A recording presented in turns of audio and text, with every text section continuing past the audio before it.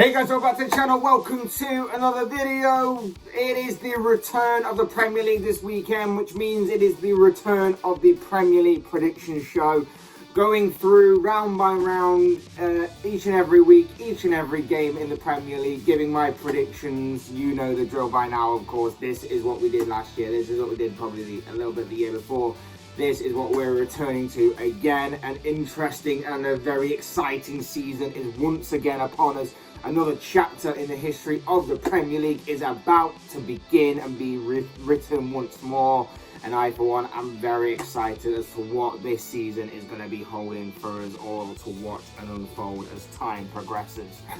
Before we get into all the predictions, I would like to remind you to please like the video and also subscribe if you're new. Both things will be forever and greatly appreciated. But for now, let's get into the predictions.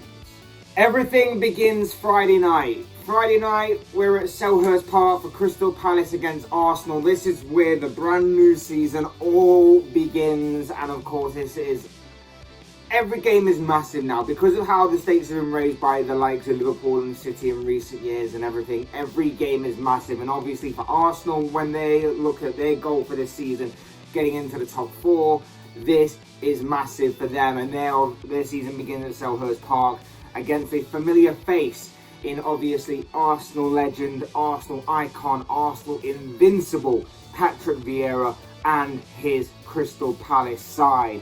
For Palace this season, it's about trying to build upon their decent finish last campaign. They were a bit of a surprise package, all things considered, last season. But for Arsenal, like I say, their goal is to get back into the Champions League one way or another, and they've got a very good chance of getting into the top four, in my opinion. As long as they are consistent enough and obviously win these types of games. These are the types of games that kind of caused Arsenal to slip up at the back end of last season. This shouldn't be the case this time around. They need to eradicate those kinds of mistakes, and I think they will. I think that honestly Arsenal will kick off the new season with a victory, and that's why I'm going to go for a 2-1 Arsenal win. The first Saturday lunchtime fixture of the new season comes from Premier League new boys Fulham at Craven Cottage. They take on last year's runners-up but domestic cup winners Liverpool in obviously, like I say, the 12:30 kickoff. For Liverpool, it's about whether they can go that one step further this campaign and actually overthrow Manchester City on the top of the English Premier League throne. Whilst for Fulham, they're of course facing a big uphill battle to try and survive in the Premier League and to try and obviously keep their heads above water, try and beat the relegation battle.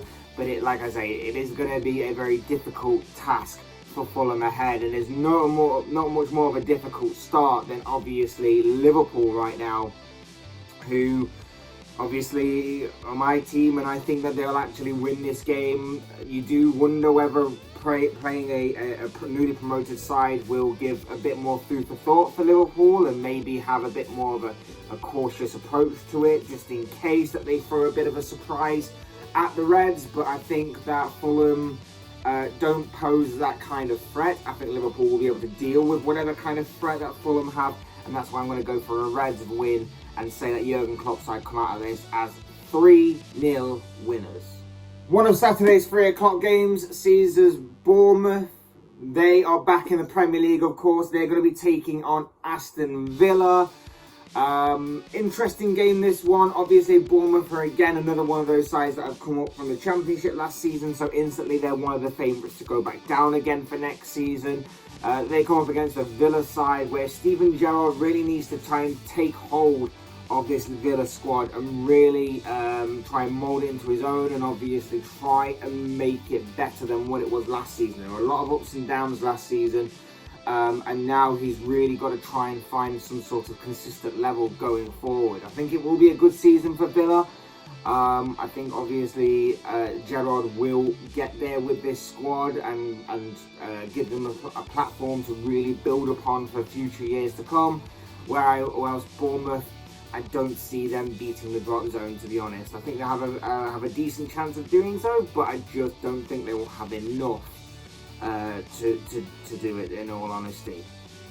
As far as this game goes, again, always difficult being the facing an unknown sort of newly promoted side a little bit in this kind of scenario, but I do think that Villa have enough firepower up front to get them across the line and finish this game with all 3 points, and that is why I'm going to go for a Villa win and say that Steven Gerrard's side come out of this as 2-1 winners. Next, we're at Ellen Road for Leeds taking on Wolves. Interesting one, this one. You've obviously got a Leeds side that barely managed to survive by the skin of their teeth last season, and then across the summer have lost a couple of key players in their ranks that have really kind of, in my mind at least, made them one of the favourites to be relegated for this season. The jury is still out on their manager. I just don't think they'll have enough about them to survive, or there's not enough reliability there at least for them to make me think that they'll survive.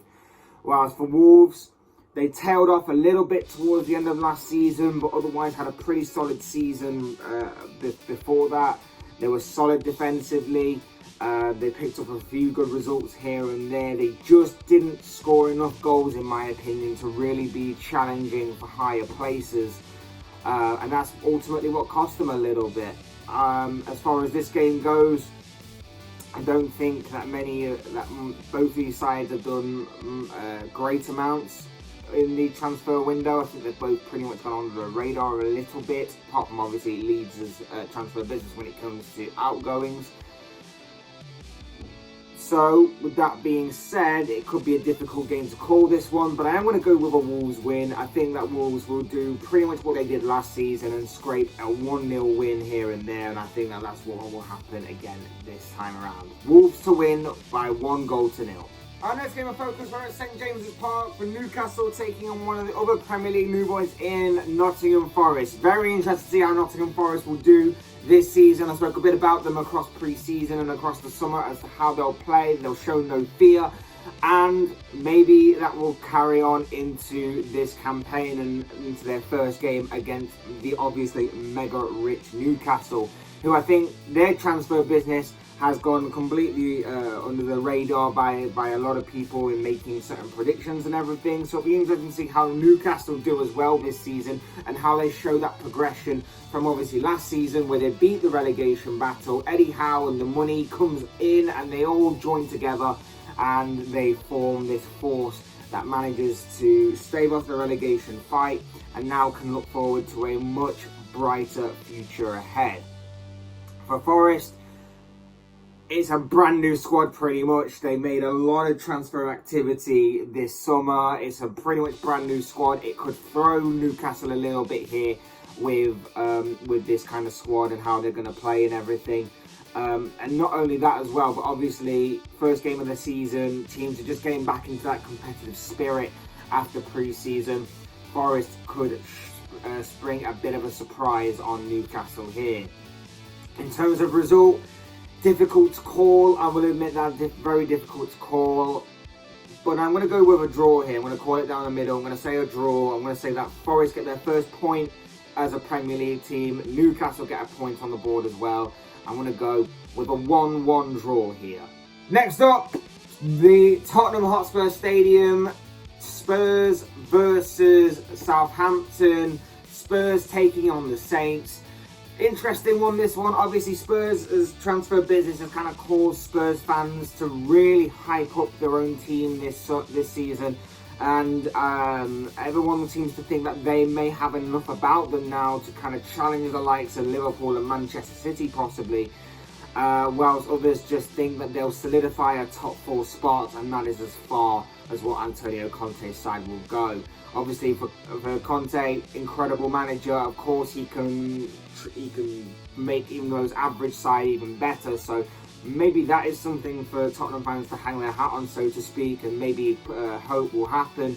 And obviously, the likes of Harry Kane and Son Heung-min will obviously be key players for them across the season.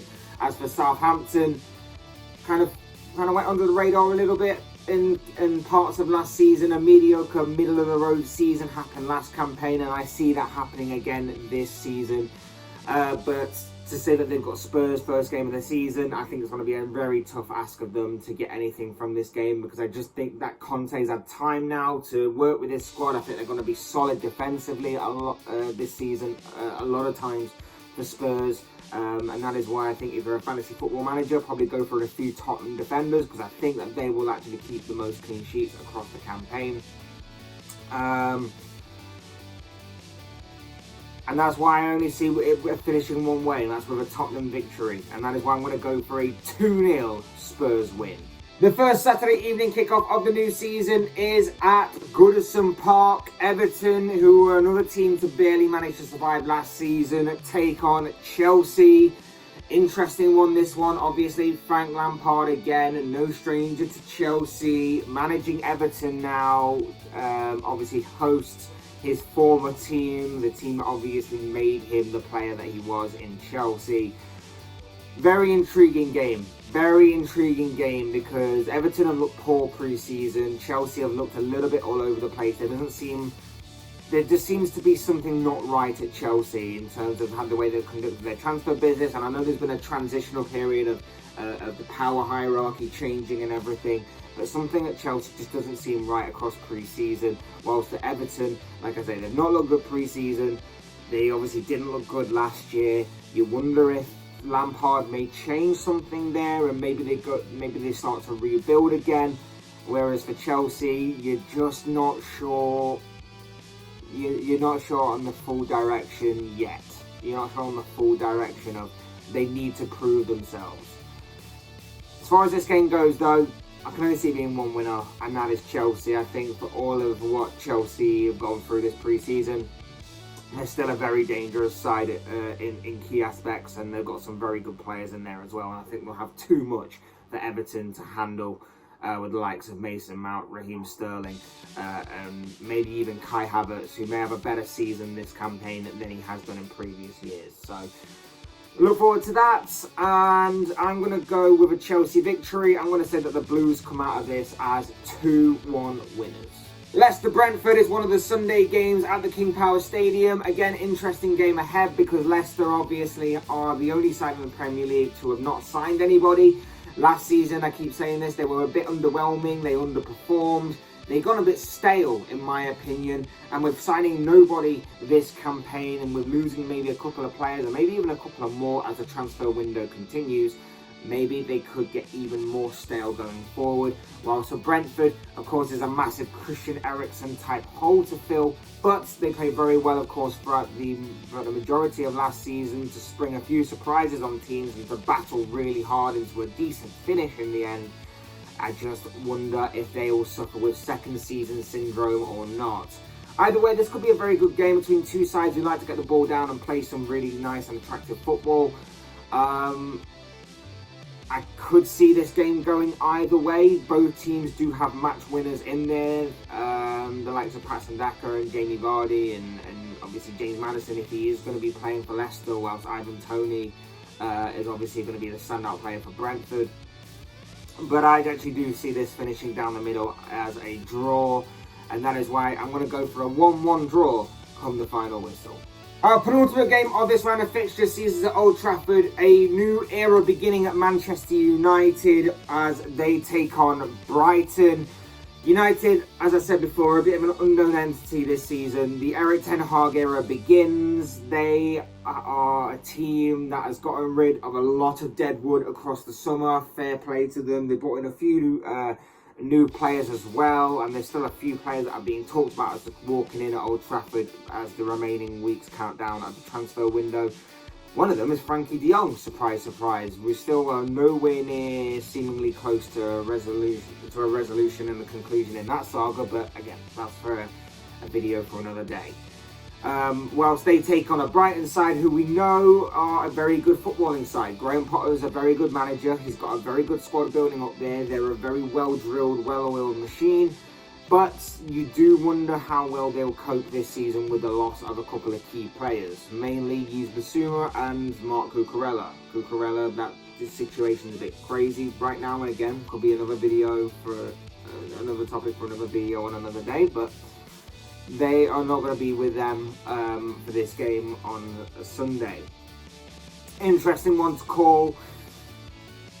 Again, the unknown factor of Manchester United and how they're going to properly perform this season, the expectation of a real competitive game intrigues me. Whilst Brighton obviously had a very good season last campaign, they pulled off a few good results here and there, including against Manchester United towards the back end of last season.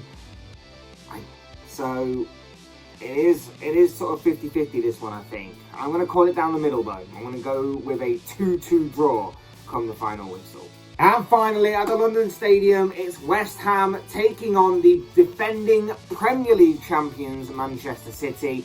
A very intriguing game in prospect. I know all these games are very intriguing, but that's how competitive the Premier League is and how exciting the Premier League is. Every single game is intriguing and exciting, and this one obviously takes the biggest game of this round of fixtures kind of title, the biggest highlight of this weekend's round of Premier League fixtures is this game at the London Stadium, because City are kicking off their title defence, and it's a very tricky tie indeed against David Moyes' side, who have strengthened in the summer. They've gone for positions that obviously needed to be strengthened. They've got their targets. I think that West Ham could actually be someone that many people are overlooking, but at the same time, we are expecting West Ham to fall away at some point, so it could happen obviously this season in slightly more surprising circumstances, but it remains to be seen. Obviously West Ham could have pushed further on last season had it not been for the Europa League, in my opinion, but we'll wait and see what happens this campaign for the Hammers. In terms of Manchester City, it's about maintaining their stance at the top of England's top flight division, but I think that obviously again they'll want to try and look for glory elsewhere, and obviously the Champions League is the one that they want. So it'll be interesting to see how they manage to balance that out, particularly in the latter stages of the season. In terms of this game, we saw last week that City looked a bit off the pace a little bit. Their pre-season preparations were slightly different to other teams around them, but that's how City do. City grow into the season, so I don't think that City will be completely on top form in this game, and I think that West Ham could take advantage of that. Obviously, they've still got threats in their team, the likes of Phil Foden, Erling Haaland. Of course, all eyes will be on him in his first debut in the Premier League. So it'll be very interesting to see those kinds of players take to the field for Man City. But I just don't think that they'll hit top form. I don't think that they'll be the sort of Manchester City that we know and expect them to be. And I think that West Ham can definitely take advantage of that and possibly get a decent result first game of the season. This is kind of the way you want to face Manchester City very early on in the season, and West Ham have been given that opportunity. So I actually do think that West Ham will take a point off City. I'm going to go for a 2-2 draw, similar to the result that it was obviously at the end of the season between these two teams at the final whistle. But of course, as I always say, these are just the thoughts, comments, opinions, predictions, whatever you want to call it, of this guy. I want to know what you guys think. What do you make of the first round of Premier League fixtures to be coming up this weekend? What are your own thoughts, your comments, opinions, and most of all, of course, this is a prediction show. So what are your predictions on these games? I'd love to read them all down below in the comments section. Also, Fantasy Football Managers, it's a new season. I am very interested to see who your picks are for the upcoming campaign. Who do you see having a good season? Who do you see having a bad season? Who's in your team for the first week? Who is going to be a surprise package? All of that kind of stuff for fantasy football as well will be welcome in the comment section as well. It will all make for interesting reading, but of course this is most of all about predictions and about the first round of predictions for a brand new season.